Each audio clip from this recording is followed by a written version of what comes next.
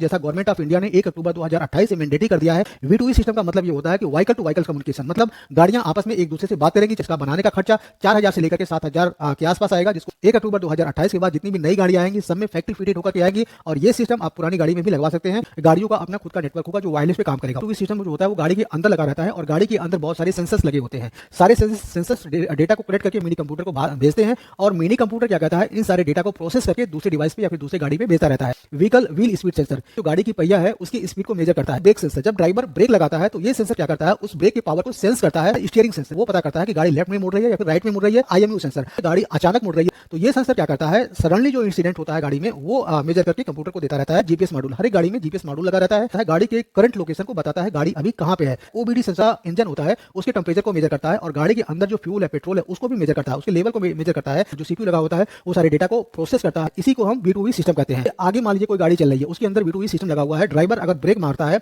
तो वो जो ब्रेक मारने का मतलब पावर है वो क्या करता है, कंप्यूटर को देता है। कंप्यूटर एनालिसिस करके दूसरे गाड़ी को भेज देता है। अब दूसरे गाड़ी में जो कंप्यूटर लगा है वो एनालिसिस करके ड्राइवर को बताता है कि भाई जो आगे वाली गाड़ी है वो ब्रेक लगा रही है, तो आप थोड़ा सा अपनी गाड़ी को धीमा कर लो। अब ये सेम इन्फॉर्मेशन पीछे वाली गाड़ी को पहुंच जाता है। तो इस तरह से गाड़ियां आपस में एक दूसरे से कनेक्टेड होती है। आगे वाली गाड़ी लेफ्ट मुड़ना चाहती है, फिर राइट मुड़ना चाहती है, तो स्टीयरिंग सेंसर क्या करता है, ये सारा डेटा कंप्यूटर को देता है और कंप्यूटर क्या करता है, सारी गाड़ियों को ब्रॉडकास्ट कर देता है कि भाई ये गाड़ी राइट मुड़ रही है या फिर लेफ्ट मुड़ रही है, इसका स्पीड कितना है, ये कम है या ज्यादा है, रुकी हुई है। सारे जो ड्राइवर होते हैं उसमें डिस्प्ले में देख करके अलर्ट हो जाते हैं। मान लीजिए हाईवे पे जा रहे हैं, पीछे से एम्बुलेंस आ रही है। अब एम्बुलेंस इतना क्रिटिकल होता है कि उसमें जो पेशेंट होता है उसको हॉस्पिटल पहुंचना जरूरी होता है। एम्बुलेंस जब पीछे से आता है तो जितनी भी आगे की गाड़ियां होती हैं सबको सिग्नल मिल जाता है पीछे से एम्बुलेंस आ रही है। सारी गाड़ियां साइड में हो जाती हैं और एम्बुलेंस उसी स्पीड से जल्दी से हॉस्पिटल पहुंचता है। पेशेंट जल्दी से ठीक हो जाता है, उसका ट्रीटमेंट जल्दी से स्टार्ट हो जाता है। इसके कुछ डिसएडवांटेजेस भी हैं। आगे चल करके कोई गाय खड़ी है, अब गाय के पास तो V2V सिस्टम नहीं लगा होगा, ऐसे केस में ड्राइवर का अलर्ट होना जरूरी है, उसकी आंखें खुली होनी चाहिए। आपने देखा आगे कोई गाय खड़ी है, आपने जैसे ब्रेक मारा, आगे जो ब्रेक का सिग्नल है, जो भी आपकी गाड़ी का मूवमेंट है, पीछे वाली जितनी भी गाड़ियां हैं या फिर उस गाड़ी से जितनी भी गाड़ियां कनेक्टेड है सबको पता चल जाएगा। सारी गाड़ियां जो है अलर्ट हो जाएंगी। इसके जो कंप्यूटर होता है दूसरे डिवाइस को